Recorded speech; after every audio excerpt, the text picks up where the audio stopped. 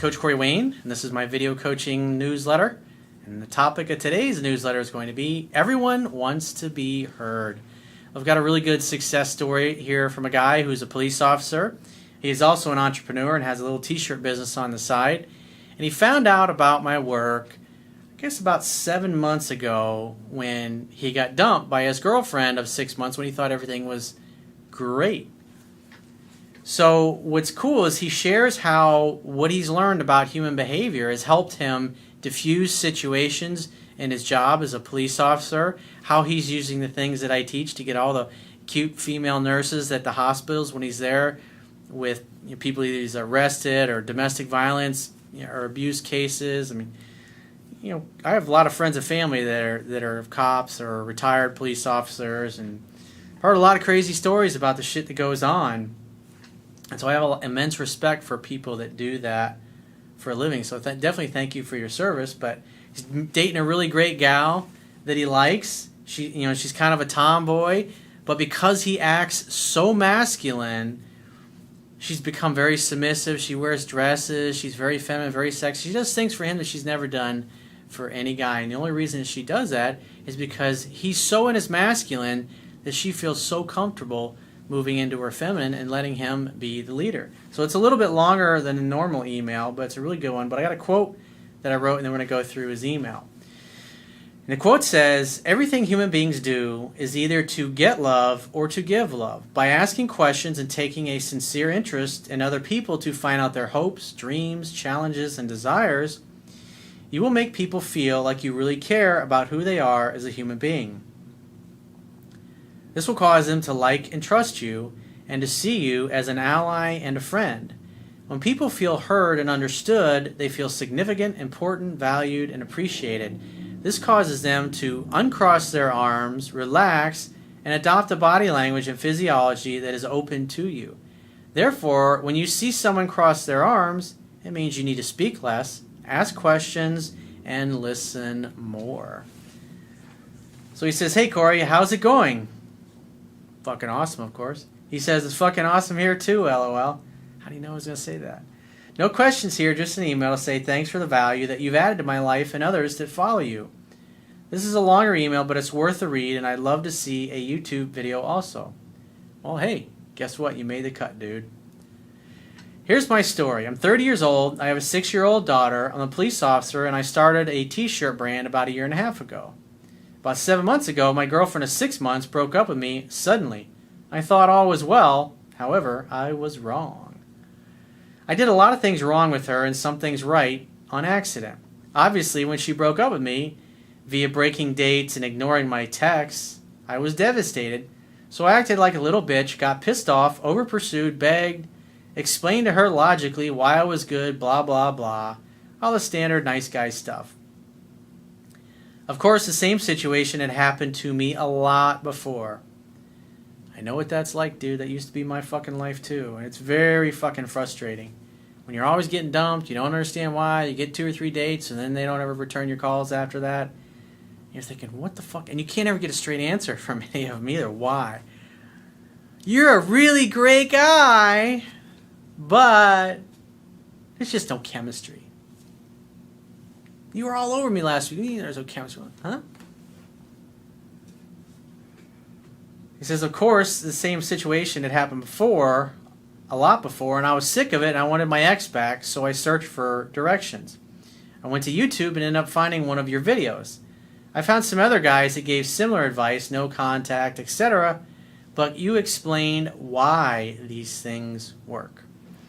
Yeah, I don't just teach techniques. I actually teach you, when you understand why people do what they do, they become really predictable. Men and women both become totally predictable. Helps you in sales negotiations, helps you in your personal life, helps you in your friendships, helps you in negotiations with clients or business partners or equity investors if you got a company you're trying to build. I instantly connected because I'm a police officer and deal with human behavior every day, he puts in big letters. But like most police officers, I didn't connect it with personal matters and didn't understand why people actually act like they do. My mind was blown. Simply understanding feminine and masculine energy has put me several steps above my coworkers. Good. When are you going to become chief of police? We need guys like you running shit. There's too many fucking losers in positions of leadership and power all over the world. So I'm counting on you. At work, one of my areas of interest is mental illness. I've applied your principles with victims of domestic violence and mental illness, and it has worked wonders. In one instance, there was a lady we'll call Jessica. Jessica was very intoxicated and called the police stating she wanted to kill herself. If somebody does that, what they're really doing is reaching out for help. They want somebody. Remember, everything people do, they're trying to get love or give love, and she just wanted love. That's all she really needed. Does anybody love me enough to want me to stick around? Let me call the police. Maybe they'll do something about it. That's her cry for help. Her husband had died, and she was an alcoholic. However, she did not want help from the police. Surprising, right? The other officer kept asking questions like a normal officer would, gathering info for a report. I watched her cross her arms to create a barrier over her emotional center as she yelled, "Get the fuck out of my room." With the end in mind, I started asking her questions like, what do you like to do for fun, and why are you so sad? This is the kind of thing a friend would ask somebody. That's why it works so well. That's why asking these kinds of questions, obviously you're not going to say to a woman that you're trying to date, well, why are you so sad? But this guy is using these techniques of asking the kind of questions that a dear close friend or family member would ask, because that creates rapport. It makes her feel like, wow, this guy really does give a shit about me. He really cares. She talked and talked and talked as her arms started to uncross. The other officer grew impatient as he interjected and said, "Do you want to go to the hospital?" Her arms crossed again as she said, "I'm not going anywhere, motherfucker." Then I told him to shut up, LOL. I told her to tell me more and asked, "Do you want my advice or do you just want me to listen?" Very good, dude. He definitely must have watched that video, How to Communicate with Women Effectively. Her eyes lit up and she said, "I just want you to listen." That's all she wanted, is a cry for help. She didn't really want to kill herself. She just wanted to be loved. That's the bottom line. And you were doing that. You were the perfect guy at the right moment, the right place, the right time to intervene and help her change her life. Make her feel like a total stranger actually gave a shit. Great fucking job, dude. And he says, "Go on," I said.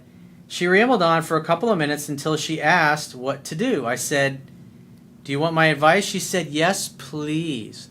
So notice how he creates rapport by asking questions and listening. Tell me more. What else? Don't leave anything out.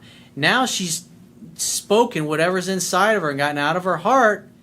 And the law of reciprocity, when somebody else listens to you for a period of time, you feel like, you know what? They've been kind enough to listen to me. Well, let me see what they're all about.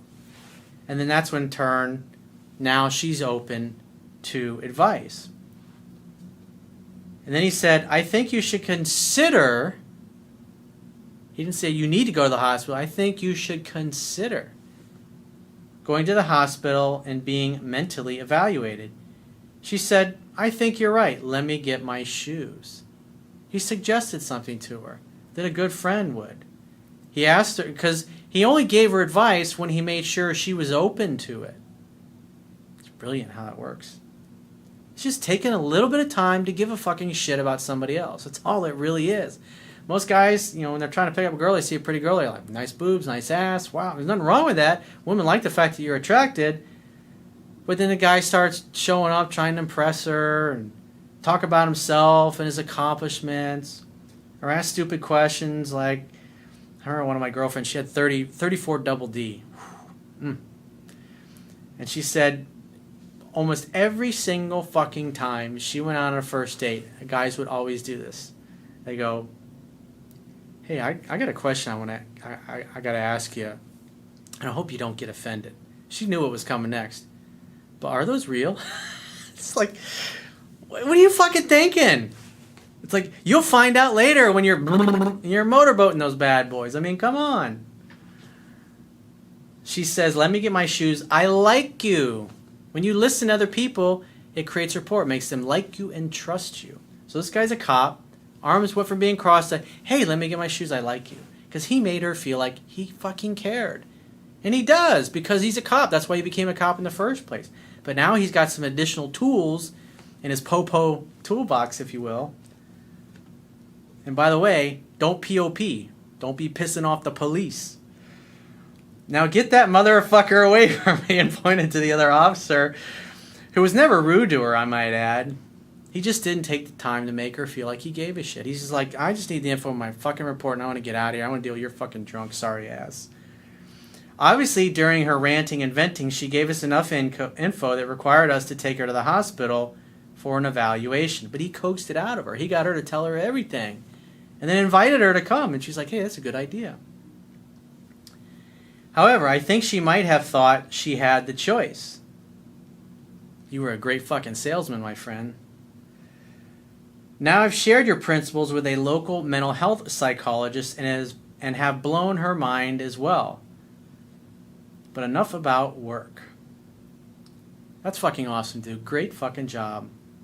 In my personal life, since the breakup, I've applied your principles of simply acting like myself and being awesome. I've never really struggled with women, but now it's crazy. The best analogy that I can think of is before your book, I knew how to play football and get to the touchdown eventually. After your book, I'm calling the plays and know exactly how to score the touchdown every time. Confidence. Here's the problem. It almost feels like cheating. It's your birthright to know this stuff, dude. I mean, think about it. The Creator created us to be a certain way. It's not complicated. Men and women like each other. We're attracted to each other. We want to have sex with each other. We want to hang out with each other. We look different. We smell different. We like different things. I mean, it's pretty simple. But all this other bullshit's gotten in the fucking way. And you got all this nonsense being broadcast 24/7 around the world in the news, in the media, and TV shows, and popular culture, and it's just fucking bullshit. All it does is mix people up. He says, it almost feels like cheating because you can literally predict a girl's response before she makes it. At work, we go into the ER a lot and see a lot of hot nurses, target-rich environment. Obviously, I'm not going to ask out a bunch of women while I'm at work.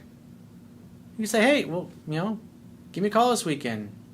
Grab my number. Call me later when you get off. Give out your number. Start them off pursuing you from the get-go. You never even have to initiate for the first 2 to 3 dates. If they're contacting you, it's their fucking idea. However, I will be playful and poke fun while making eye contact and still showing indifference, and I do this with all women there, young and old.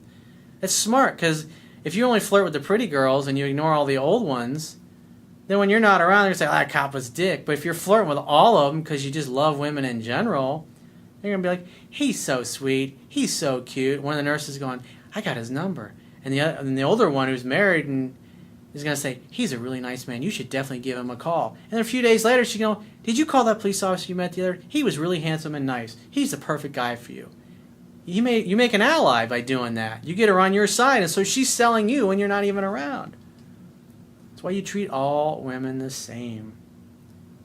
The side effect is these hot nurses, mostly younger ones or my age, and some married, will follow me around and bug me while I'm trying to do my paperwork. Then when I leave, it never fails, I'll receive a friend request on Facebook, which often leads to their rejection because I really don't have time for all of them, LOL. Damn it, Corey, it's almost a curse. Oh, you poor baby. I know you suffered through it.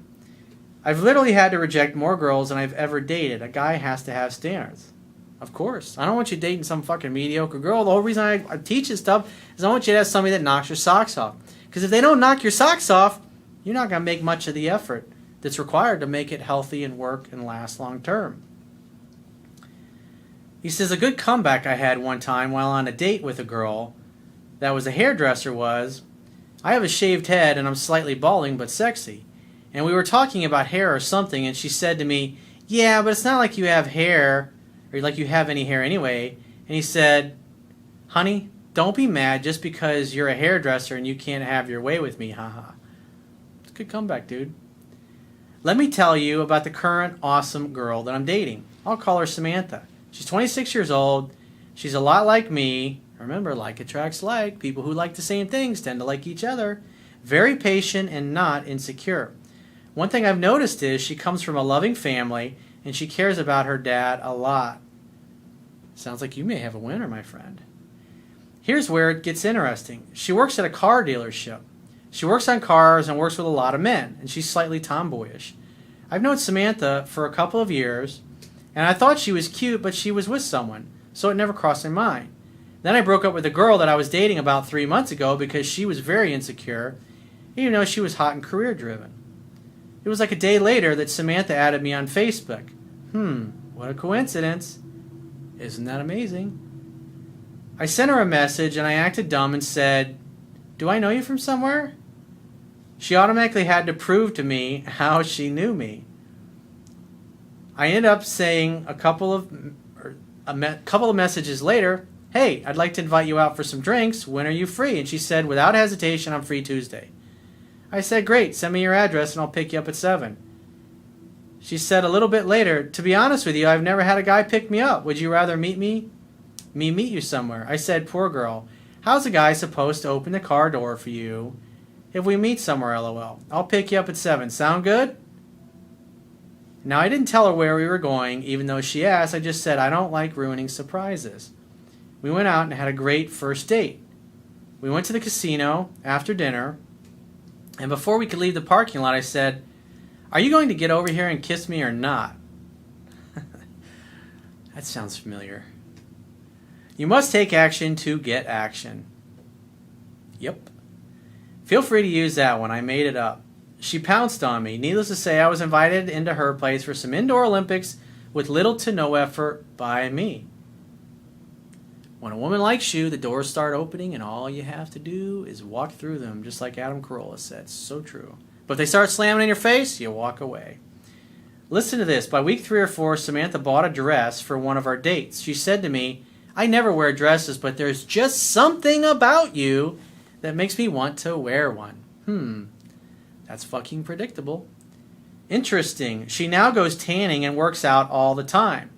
So she's happy, she's in love, and she wants to take better care of herself to look hot and sexier just for you. That tells me she's happy, and you're doing a good job of making her happy. So that's awesome, dude. Proud of you. She says she just wants to look hot when I rip her clothes off. Isn't that, how hard is that? To be with a woman who takes extra care of herself when you're around just because she loves you and cares about you? Goes and gets tanning, goes to the gym, buys clothes especially, just to look hot for you. Now, during these last couple of months, my ex has got back in touch. She does 100% of the pursuing, even though I basically blow her off, because I've come to realize, even though I didn't believe you at first, how many times you heard me say in a video, even if you think I'm full of shit, just apply the things I teach, you will see that they work. She just isn't all that great to begin with. She's hot, but she's a liar, very insecure, and a hot mess. I know those women all too well. I've dated plenty of them. You can have a lot of fun, but they're not great girlfriends, or they're certainly not ain't wife material. I love her, but she's not worth the trouble. With that being said, even if things don't work out with Samantha in the end, I know I'll have another great girl that sees my value, wanting to get to the front of the line. I've been able to balance the nice guy behavior with the asshole behavior. Corey, I'm sorry for the long email, but you need to know this. You've helped me change my personal life, police work, and my business. Your work has also helped me understand my daughter better so she doesn't marry a douchebag one day. Hey, fucking men to that, brother. I have only read your book 3 times. Don't be mad. However, I was interrupted because I was reading The 7 Habits of Highly Effective People by Stephen R. Covey twice. How to Win Friends and Influence People by Dale Carnegie. Very smart. And 80-20 Sales and Marketing by Perry Marshall. I have also recently discovered the works of Simon Sinek. I have no idea who that is. Thank you for being awesome. Hint, hint, audiobook. Come on, man. Someday I'm going to do an audiobook. If I had $1 for every time I got an email from somebody or I see a YouTube comment going, "Have you ever thought about doing an audiobook?" No.